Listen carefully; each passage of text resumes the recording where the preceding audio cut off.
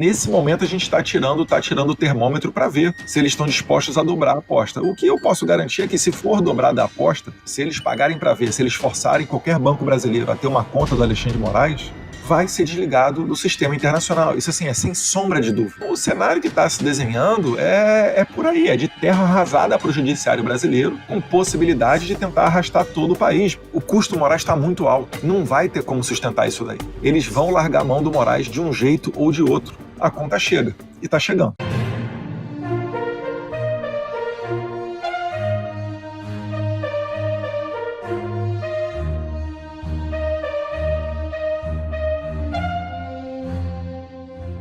Cinco ministros do STF faltam a jantar de Lula no Alvorada. É isso mesmo.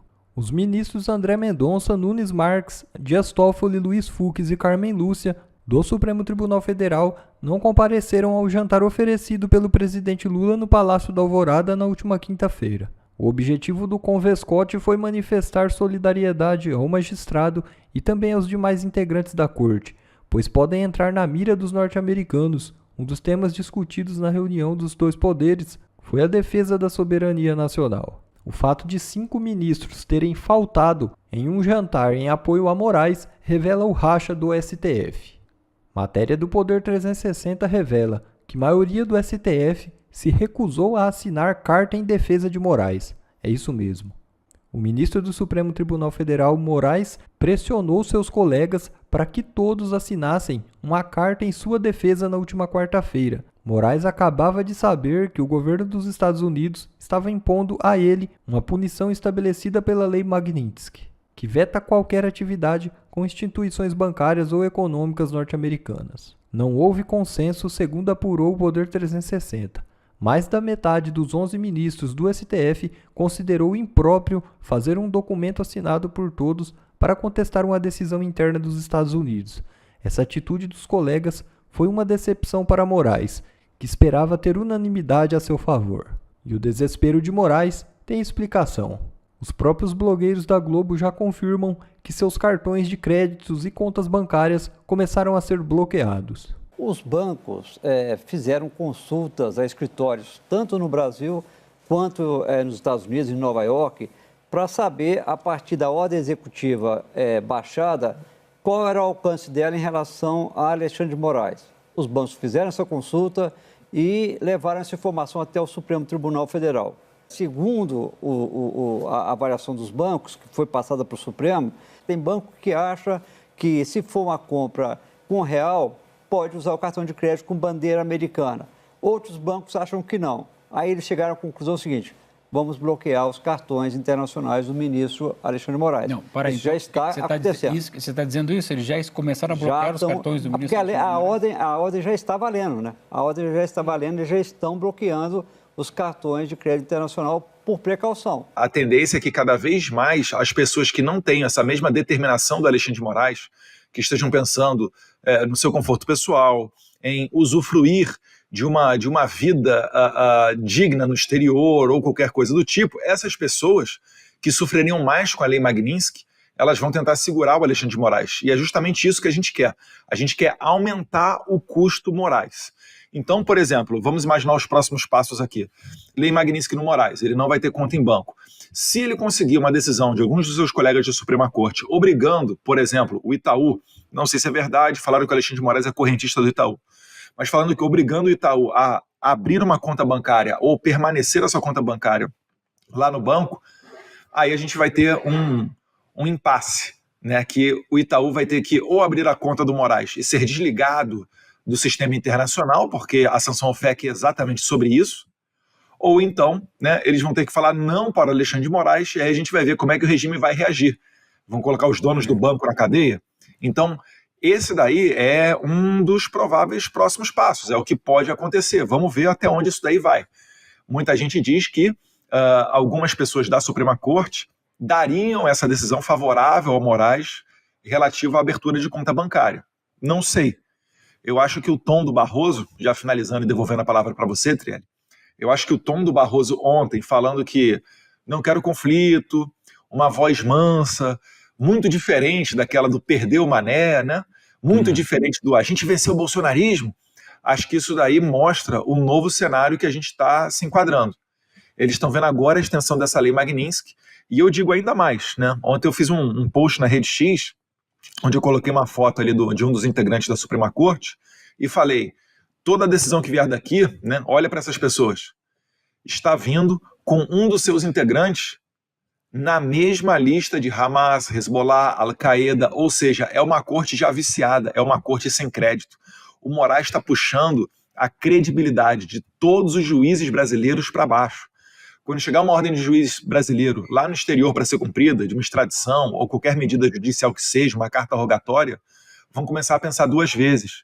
Eu acho que isso pode ter até impacto na questão do pedido de extradição do Moraes para a Zambelli, que está lá na Itália. Enfim, a gente mede um pouco as palavras porque tem a questão de estratégia, né, para você não vender para o inimigo, não dar munição para o inimigo depois te atacar, e tem também a questão ética.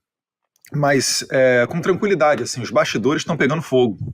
Há muito tempo já as pessoas estão se falando, né? Eu colocaria aí não sei, aqui pelo menos 1 ou 2 meses talvez. Os interlocutores vão se falando, que é a maneira como o STF vai se comunicando para além da sua mídia extraoficial, né? Via Daniela Lima e etc. Então, de lado a lado, existem envios de mensagem, vamos assim dizer. E o último feedback que eu tive, né, que foi antes da aplicação da Lei Magnitsky, que no caso foi ontem, foi quarta-feira ontem, não é isso? É de que não havia disposição para segurar a peteca. A ideia era que a Suprema Corte, né, o lado de lá, ia apoiar um Alexandre de Moraes dobrando a aposta. Só que isso daí, Kim, acontece antes de você ver o leão na porta de casa, né? Agora o leão, ele entrou dentro de casa, né? Está ali na sala. E aí os outros ministros vão ter oportunidade de ver o tratamento dado ao Alexandre de Moraes. Ele ontem foi num jogo do Corinthians. É impressionante, porque é o seguinte, ir num jogo de futebol é um ato assim, típico de político. A Suprema Corte ela anda tão metida em política que o Moraes foi fazer um teste de popularidade. E acabou trombando, né, com o mundo real. E as pessoas vaiaram ele. Ele mandou dedinho no final, todo mundo viu. Vocês imaginam se eu vou no estádio de futebol e mando um dedinho? O que vão falar, né? Moleque, desequilibrado, tal. O cara é um ministro da Suprema Corte e faz um negócio daquele, gente. Pelo amor de Deus. Então, para além da popularidade, as questões pessoais, eu acho que ninguém vai querer seguir o passo do Alexandre de Moraes.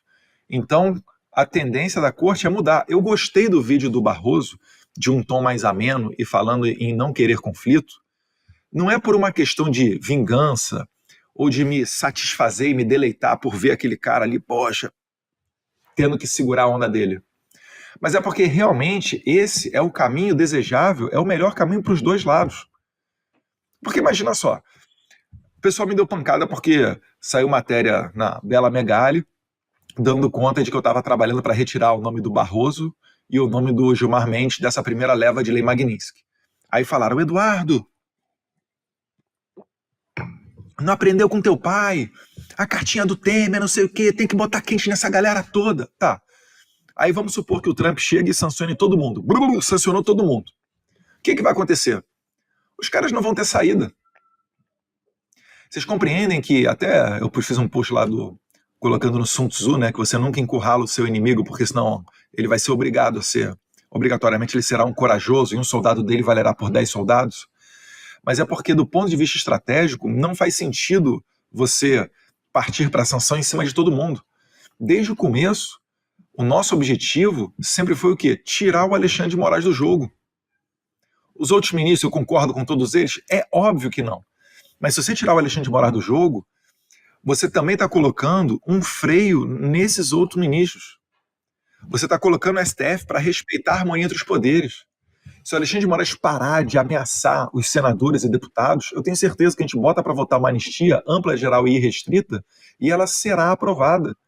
Isso vai fazer o Brasil virar uma página da sua história e poder retornar o foco, né, do legislativo, e não, por que não também do executivo, em questões como, executivo não porque é acéfalo, né, mas em questões de energia, de infraestrutura, de geopolítica internacional, falar de terras raras, falar de geração de emprego, enfim, N outros assuntos que realmente interessam ao povo brasileiro.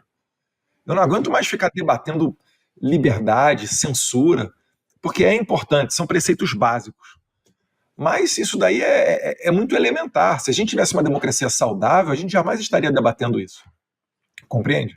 Então, retornando aqui para responder a sua pergunta, os interlocutores se falam e, nesse momento, a gente está tirando o termômetro para ver se eles estão dispostos a dobrar a aposta. O que eu posso garantir é que, se for dobrada a aposta, se eles pagarem para ver, se eles forçarem qualquer banco brasileiro a ter uma conta do Alexandre de Moraes, vai ser desligado do sistema internacional. Isso, assim, é sem sombra de dúvida. Tão certo quanto os filhos do Barroso não terem mais visto. Tão certo quanto o Barroso jamais vai ver a casa dele de 22 milhões, acho que de reais, né? Não é de dólar, não, deve ser de reais, na Flórida. Então, isso daqui fica até uma porta aberta, olha o que eu vou falar, hein? Para que, se a Suprema Corte voltar a respeitar a harmonia entre os poderes, pode até ser revista essa questão dos vistos deles, dos vistos americanos, porque foi uma decisão política. O Marco Rubio ele pode mudar de um dia para o outro essa permissão, essa autorização para ter ou não visto americano. Então, o aconselhável é que a Suprema Corte não dobre a aposta. Se for dobrar, aí, né, certamente não vai ser o Trump que vai recuar. Decisões contra empresas americanas, a que mais pesa é com relação àquela do Marco Civil da Internet. Caiu muito mal aqui. E pior ainda quando a Daniela Lima comunicou para o mundo inteiro, como boa porta-voz do regime, que a decisão foi tomada a despeito, ou melhor, desafiando as autoridades americanas, desafiando o Trump, o Rubio e a autoridade americana. Então, isso daí, esse recado foi recebido aqui, e por isso que teve essa resposta da Magnitsky também, né? É um dos fatores que está pesando, está inclusive na carta do Trump, esse despeito com relação às empresas americanas, e por isso também foi aberto aquele procedimento investigatório da seção 301, porque aquilo dali é um foco estritamente comercial, e vai tentar enxergar, vai tentar entender, e vai ter resultados, porque às vezes a seção 301 ela também resulta em sanções, ou certamente, no caso do governo Trump, até em mais tarifas, as empresas americanas serem preteridas em relação a outras empresas. E aí você já tira, né, um daqueles 37 acordos, não foram todos acordos, mas generalizando, um daqueles 37 acordos assinados em novembro durante o G20 do ano passado, entre o Xi Jinping e o Lula, um deles prevê, por exemplo, a comunicação satelitária do Brasil com a China. Só que a China, né, o aparato que eles têm satelitário para comunicação não chega aos pés da Starlink. E havia um desejo, com diversas matérias da imprensa dando conta disso, um desejo do governo brasileiro de escantear a empresa do Elon Musk, a Starlink. Isso daí certamente não, mas provavelmente pode estar dentro da seção 301. E isso daí vai mostrando mais uma vez que realmente a China tem interesse no Brasil, ela se comporta de diversas maneiras, muitas vezes agressiva, e está totalmente dominando a Suprema Corte brasileira, a ponto de Gilmar Mendes dizer que todo mundo aqui é fã do Xi Jinping, do modelo chinês, e nenhuma voz se levantar contra isso, achando que isso é absolutamente normal. Então, nesse contexto todo, a credibilidade dos magistrados brasileiros, das decisões do judiciário de maneira geral, elas tendem a piorar, sim, elas vão piorar, e os Estados Unidos está engajado, Arthur, a dar um freio nesse vírus brasileiro. Tanto que não se surpreendam com ações, provavelmente até de bastidor, para levar as sanções americanas ao solo europeu. O que eu estou falando com Paulo Figueiredo e outras pessoas aqui dos Estados Unidos é para fazer um tour pela Europa para que também seja lá sancionado o Alexandre de Moraes. Então, repara só, a Suprema Corte ela vai ter que pensar, o custo do Moraes está muito alto, não vai ter como sustentar isso daí. Eles vão largar a mão do Moraes de um jeito ou de outro, porque senão eles vão ter que comprar briga, né, com toda essa oligarquia bancária que o Kim acabou de falar, né, com todos os juízes do Brasil, porque tem muita gente que já não está gostando disso que está acontecendo. Até dentro do STF tem gente que não está gostando dessa atividade política da Suprema Corte, acha que já foi longe demais. Então a gente está chegando no momento em que o estresse vai ser tão grande que eles vão ter que realmente acalmar os ânimos. Eu espero que essa fala de ontem do Barroso, mais ponderada, querendo evitar o conflito, que esse seja o caminho que a Suprema Corte venha a tomar, e isso daí abre espaço para uma harmonia entre os poderes, e a gente resgate a nossa democracia. Primeiro, os Estados Unidos está defendendo a sua própria soberania, né? Quando um juiz brasileiro manda prender um cidadão americano, como a Flávia Cordeiro, por conta de tweets que ela deu em solo americano, poxa, imagina só, você está no Brasil tweetando, aí vem uma ordem de prisão de um juiz argentino. Que história é essa? E a nossa própria Constituição fala em extraterritorialidade. Isso daí é um dos pontos, né? Depois os caras vão aqui e chutam o X do Brasil, congela a conta da Starlink, não deixa o Rumble e a Truth Social virem para cá. Lembrando que a Truth Social é de um presidente chamado Donald Trump. Assim, quem está atacando a soberania dos Estados Unidos é o Brasil. E aí tem esse papo para inglês, não, ninguém pode interferir no judiciário brasileiro. Eu falei, calma aí, cara. O Lula acabou de mandar um jatinho da FAB, bancado com o nosso dinheiro dos impostos, para pegar uma corrupta condenada no Peru, a primeira-dama, a ex-primeira-dama Nadine, e trazer para o Brasil. Aí ele vai na Argentina, pega a plaquinha lá, Cristina Livre. Poxa, o que ele está fazendo? Ele está justamente exigindo dos outros o respeito que ele não tem. Então não existe papo de soberania, né? É mais uma narrativa que a esquerda tenta emplacar para conseguir aumentar o seu capital político. E no primeiro momento pode até conseguir fazer isso, né? Por conta das tarifas que foram implementadas. Esse é um ponto bom para a gente aprofundar depois, mas é 100% narrativa. Não existe soberania para quê? Para jogar velhinha na cadeia? Para conseguir julgar pessoas que não têm foro por prerrogativa de função originário no STF, como o presidente Jair Bolsonaro? A Suprema Corte ela alterou 2 vezes a sua jurisprudência para atrair para si a competência para julgar o presidente Bolsonaro. Aí tem uma delação porca do Cid, que é o que sustenta tudo isso, já demonstrou-se por A mais B que ele está mentindo, já foi feita a cariação. Eu não tenho nem o que dizer, as ilegalidades são milhões dentro desse processo. É por isso que é o seguinte, imagina só, os Estados Unidos sancionando Moraes, a Europa sancionando Moraes. Você vai começar a ver êxito, talvez até dentro de tribunais internacionais, como a Corte Interamericana de Direitos Humanos, da OEA. Então, o cenário que está se desenhando é por aí, é de terra arrasada para o judiciário brasileiro, com possibilidade de tentar arrastar todo o país, porque a gente tem um presidente inconsequente que acha que essa briga com o Trump é válida, porque vai jogar o Brasil no colo da China. Mas a China já falou que ela não tem interesse em comprar os produtos que o Brasil vende para os Estados Unidos. E muita coisa é produto refinado, é manufatura mais elaborada. Para a China a gente vende muita commodity, né, soft commodity, principalmente soja. A maioria da soja que sai do país é exportada para a China, vai para a China. Agora, para os Estados Unidos, por exemplo, Embraer, você não tem como da noite para o dia arranjar um mercado consumidor de aviões, de jato super tucano. Né? Isso daí não existe. Se você for para a Europa, vai ter uma competição gigantesca com os produtores europeus, que muitas vezes também fecham o mercadinho deles lá. Então o Brasil não vai conseguir substituir esse mercado, essa relação comercial que ele tem com os Estados Unidos para da noite para o dia. O Lula enxerga, né, essa possibilidade de jogar o Brasil no colo da China, acha que a gente vai ter um primeiro momento, ele não vai precisar se desgastar igual Alberto Fernandes da Argentina, que colocou 30% em cima de determinados cortes de carnes para exportar. Por quê? Porque se o produtor de carne argentino não consegue exportar, vai ter mais carne no país. Com mais oferta de carne, o preço cai. E aí, num primeiro momento, a população fica feliz. Só que num segundo momento, vem um desabastecimento, porque não compensa mais por aquele preço, o cara fica produzindo aquela carne. Então isso daí é a cabeça desses malucos que estão gerindo o Brasil. Mas uma hora a conta chega. E tá chegando. Porque é o seguinte, não é chegar lá... Tem muita gente que acha que eu chego lá, bato na porta. E aí, Trump, beleza? E aí, tem como sancionar esse cara aqui? Não é assim que a banda toca. Exatamente. Precisa uma conscientização inicial. Isso. Se não tiver conscientização, acabou. Por exemplo, muita gente fala que se os gulags do Stalin tivessem sido, né, devidamente noticiados, isso teria evitado os campos de concentração do Hitler, que ele fez durante a Segunda Guerra Mundial, colocando os judeus lá. Eu acredito que isso é verdadeiro. Agora, por que não conseguiu frear o Hitler? Porque era um mundo que não era um mundo globalizado, tinha uma dificuldade na disseminação de informação e porque o Stalin controlava muito bem. É só você ver, por que estão censurando até tias do Zap?